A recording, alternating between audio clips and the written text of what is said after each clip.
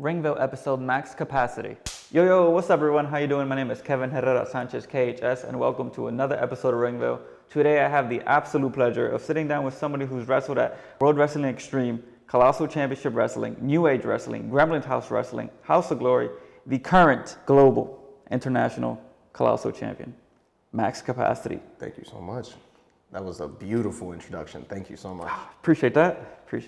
How you doing today? I'm doing fantastic. How are you feeling today? I'm great. Yeah, I'm a little tired, not gonna hold you, but that's fine. I mean, obviously you're a hardworking man, right? He's a hardworking man. He's a hardworking man. Who that over there? What you mean? I'm off. Yeah, you're right. Your moniker is El Nino De Oro. Yes, it is. Yes, it is. Where did that come from? So, to be completely honest, El Nino De Oro came from me soul searching myself. There was a point in my career where I feel like I really lost myself. Okay. I was letting all the worldly desires really consume me. Mm-hmm. So me trying to find my faith and find who gave me my will to be a wrestler, to help people, to be on this planet and everything, I turned myself to Jesus. And from there, it's just been, I'm the golden child. That's how I feel every time I step in the ring, because I'm never by myself, I'm always with him. I would assume that it came from more of like the golden one in the sense of like you're like a golden standard in wrestling, right? But I could see that. I would have never thought about it from like a religious aspect of it. I try to tell everybody you can't always look at everything for face value. Even though in professional wrestling, mm-hmm. people look at you and they have to grasp that idea of you. Yeah. But sometimes you really have to dig a little bit deeper when you want to really truly know somebody. You know, that first like impression could be a misconception of who they are. Absolutely. You've been wrestling since March 2022. Yeah. And by looking at you in the ring, I would never be able to tell because you're absolutely incredible. Hi, thank you so much. I really appreciate that. Of course. It seems you have like so much experience like in the ring and just kind of getting a crowd to get behind you. Mm. What are some of the aspects of wrestling that you picked up easier than like others would? I would say, honestly, if it would be like my explosiveness. I've always been a really energetic kid. Mm-hmm. You know what I mean? Yeah, he understands what I mean. But it's more of like, as a kid, I was always the hyper one. I was always the one that wanted to be different from everybody else. Gotcha. At a point in my life, I wanted to be normal, but then what's the fun of being normal? Facts. You know what I mean? Yeah. So I would say what I really picked up also was scanning and reading the crowd. Because I was taught in House of Glory, as soon as you make your entrance, yeah, people are going to be behind you, but also you have to see who's in the audience. What type of match can you have?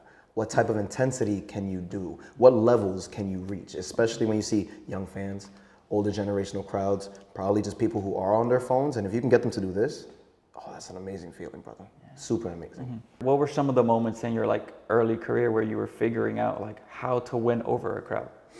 Knowing when to do certain things, whether it be a certain taunt, whether it be a certain move, and even acknowledgement to that one person in the crowd. You have to know exactly when to try to figure that out, because it's all a game at the end of the day. It's playing chess. Mm-hmm. Right. So what are the moments where you would say it's right for you to interact with them or maybe acknowledge them? I would say, like, let's say, for example, I just gave somebody a huge stalling suplex. Boom. I sit up and I register exactly what just happened. Everybody's like, oh, what is he going to do next? Oh, yeah. I let them sink it in really fast. You know what I mean? Mm-hmm. Just to grasp what they just saw. Like, oh, my goodness. But registering, selling, and specifically looking at where their eyes are at, seeing their reactions, going based off of their feelings is what I usually go off of. Okay. You mentioned your explosiveness in the ring. Is that a style that came naturally to you, or is that something that you had to learn how to bring that out? I would say I hindered that from myself for a very long time. I'm a very intense person, in general, inside and outside of the ring. Okay. My love is intense. Mm-hmm. I'm not gonna say my hatred is intense, but when I really want to get my hands on you, I'm gonna make sure the crowd understands I needed to get my hands on you. Like, okay. You feel? He said it best right now. When anybody ever tries to come at me, they have to understand I'm going to push them to their max. They feel like they just hit this level. I'm gonna show you that you could bust through that glass ceiling and reach another level that you probably felt like you've never been able to reach. There is times where it's like I've been watching your matches and it's like your opponent could have the upper hand, but then out of nowhere you'll hit like a Hurricane Rana, a drop kick, an arm drag, and you kind of flip the switch on them. Where did you pick up on like making those smooth transitions in the ring? I would say watching Randy, old school Randy Orton. Really? Yeah, from out of nowhere, being unpredictable. That's where I like to show that's where I'm different. Where you thought you had me, nope. Kip up, do whatever I gotta do and everything. I have that residual strength, that residual endurance, I should say. So where did you first train? So I actually started my training career in House of Glory in Queens. It was November 4th, 2021. I remember about 6 or 7 months prior to that, I had messaged them, I had sent them an email, and it was the same day that my father had told me, you are where you are in life because you allow yourself to be there. So if you don't want to be there anymore, you got to get up and do something about it. Right. So I hit up House of Glory, and it was an amazing thing that a few months later, they hit me up saying, hey, October 28th is going to be an open house, and then from there, we'll see how we can move on from there. And it was one of the best things I ever did in my life because in the pro wrestling scene now. No. I'm on indies. And that's House of Glory is one of the, probably say the biggest indie in New York. Yes, it is. Like on the East Coast, I believe as well. Like, and it's like the shows they put on are incredible. The shows and the talent that they produce is amazing, 100%. Yeah, it's like shout out to House of Glory. Shout out to Hog, 100%. They be doing their thing. What's your time like just training? Like, what are things you're struggling with? What are some things that like you're picking up easier? Like just as like kind of experiencing wrestling. I would say honestly the biggest things that I'm picking up is while I'm getting my reps out there, or every indie show that I'm able to go and perform in front of a beautiful crowd. I always pick something up from there. It's always a learning lesson. It's not, if you learned everything you are in wrestling, then you wouldn't ever be a student of the game. Okay. You know what I mean? Even there are some times where I still need to figure out is when I'm gonna do something or why I'm doing something. You know, the 5 W's that we learn in English is kind of the same things in wrestling. So it's like, how has the indie wrestling scene been treating you? Beautifully. Beautifully. It's still very surreal that people come up to me and like, Max, you're one of my guys, you're one of my favorite wrestlers. And I'm like, oh, wow. Like, this is honestly one of the main reasons why I came into wrestling. Wrestling gave me hope as a child. You know, I was picked on for a very, very, very long time. And wrestling was my escape. So now being able to live my dreams as an adult is something surreal still to this day. So you found wrestling early as a kid? Early as a child, yes. Like, did you have a family introduce you to it? Or did you just find it?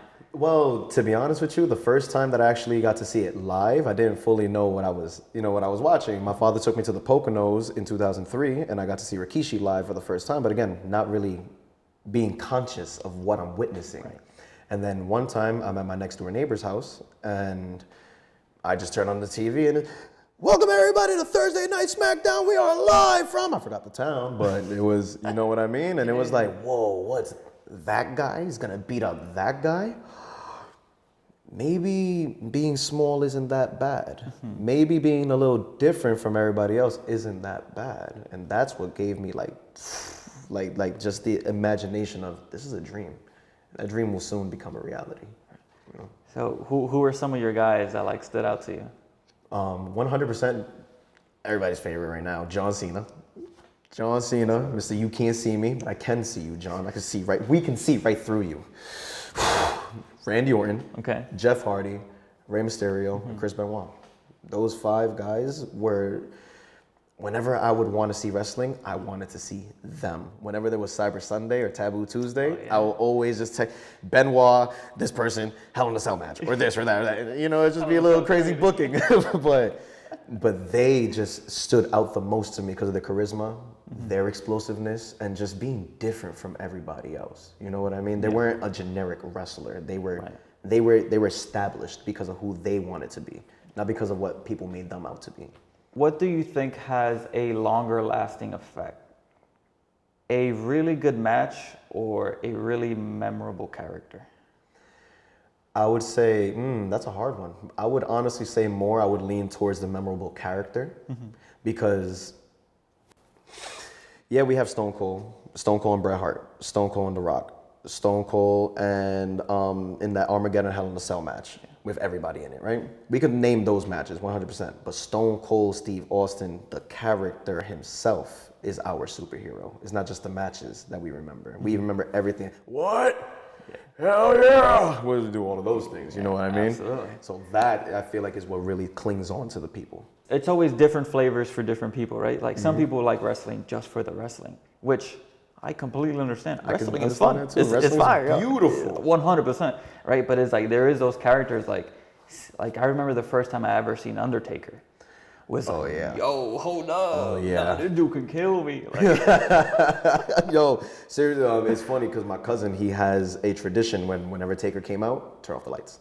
Yeah, turn off the lights. that would have spooked me as a kid. Dead man, you gotta give him the respect. He don't got his powers. That's what we used to think as kids. He don't got his powers until the lights are off. That's funny as hell. So if he lost, it's like, yo, we didn't turn off the lights. Oh yeah, we didn't turn off the lights, bro. WrestleMania 30, we didn't turn off the lights. We didn't turn off the lights, bro. It was our problem. It was always me, Austin. So we should really be blaming you. Oh yeah, I'll take full blame. I'll take full blame. Started off at House of Glory. Yes, sir. And then you found yourself at World Wrestling Xtreme. Yes, I where did. you are now one of the assistant head coaches there. Yes, I am. Yeah. How did all that come to be? So the reasoning why I kind of like left the Queens area mainly is because one, I'm from the Bronx. Shout out to the Bronx. Shout out to the BX. Yes, sir. And it was just kind of tough because real life started happening more and more and more, you know. So personal issues happened, and me, I was like, I need to get into a ring. I can't just stay, you know, having all this ring rust.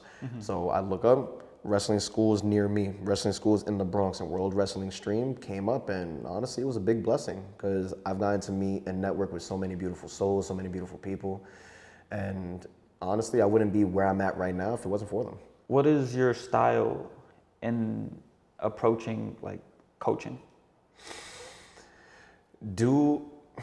I would say honestly, everybody's different.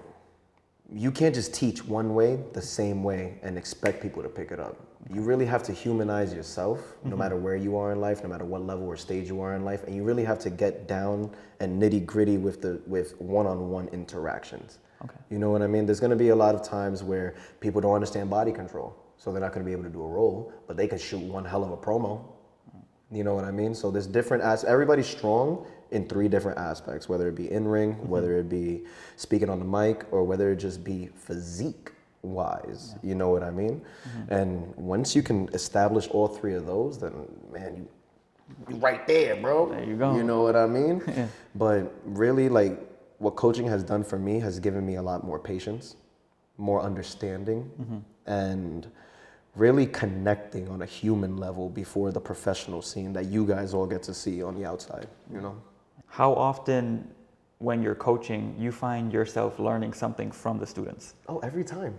Every single time. Because again, there's some guys over there, bro, that can cut a promo that sometimes can put me to shame. You're like, or damn. I'm just like, wow, okay, you caught me on that one. And like, you surprised me. You go to the back, just single tears. No, like just to name a few, like Dante Farmito, top 5, Dylon Woodward, Joey Sins, Damon Hunter, AJ Lupo. Like these guys, you know, they're progressing super fast, man. And like guys, my fault if I didn't name everybody, but trust me, everybody's gonna see for themselves what World Wrestling Xtreme can No, do. for sure. There's like incredible talent coming out of that school. Absolutely. And just a few months back, they had their show Rumble in New York, which incredible show. It was incredible. My back still hurts from that. Oh, yeah. Hector Rodriguez, man. We'll get into it. You know, it's like, sorry to bring it up. Yeah, but I know, the naturalist, bro. Oh man, sorry. You know, listen, I'm human too. I still battle my demons every day. Yeah, every day. I feel you. Jeff would be so upset. Yeah. It's okay. Jeff will let it slide, you know. But yeah, so Rumble in New York, you defended your World Wrestling Xtreme TV title, which unfortunately you lost to Hector Rodriguez. Yeah. What was the energy like in the building? Oh, it was electrifying. It was ecstatic. We sold out the building. So to walk out and, you know, me doing my usual, mi gente, God bless you all. My goodness, there's so many people here. Thank you guys so much for giving us a platform to be able to show what we've been working on, to show that why we deserve to be out there and not just secluded in one spot. Hector Rodriguez, up and coming as Naturalist. well. Yes, sir. The naturalist, for sure. It's like, he did walk away with the win. Where are you now mentally after a loss like that? To be honest with me, how that match went, it was hard hitting. It was intense. It was he caught me off guard. It was a very unpredicted finish, to be honest with you. But Naturalist, I'm gonna tell you right now, you have a very bright future ahead of you. You slammed me a couple times that he's feeling it, and it's trust me, we haven't been the same, but I'm gonna get my hands on you one more time. Don't just you watch. I'm going from losing to one title, but to having another. What has your time at Colossal Championship Wrestling been like? It's been amazing. Yeah. It's been beautiful. The first ever match that I was able to be a part of was Max Capacity versus Superfly Brii versus Joey Rockstar Sins versus Steven Persons. And the mind that Steven Persons has in that ring is beautiful, man. It's really crazy how he can get real technical with things and how he could tell a story in the ring. But after I came out on top on those guys, that was my very first show. It was amazing. Then the next show, November 23rd of 2024, I fought Joey Rockstar Sins for the same belt because he was in that match, and I didn't pin him. So that's how he was trying to get to me, Joey. What is your preparation like for a match? Always with prayer. Always with prayer, because we're centimeters of losing our life, of our life changing for it could be the better or for the worse. You know, I always try my best to start off with a prayer, pray for me, pray for everybody who's in the building, all the fans, all the wrestlers, and even my opponents, believe it or not. But I always try to get myself hyped up to the point where I'm trying to get amped to lower myself to get amped again. Because the first time I get super excited, that's my reserve.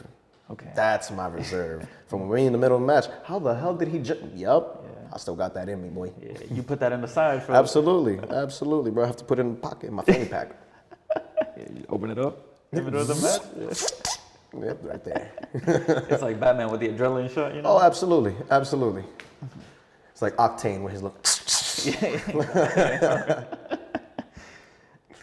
You talk about like coming out, like interacting with the fans and just kind of bringing that energy. What is it like when the fans are matching that energy with you?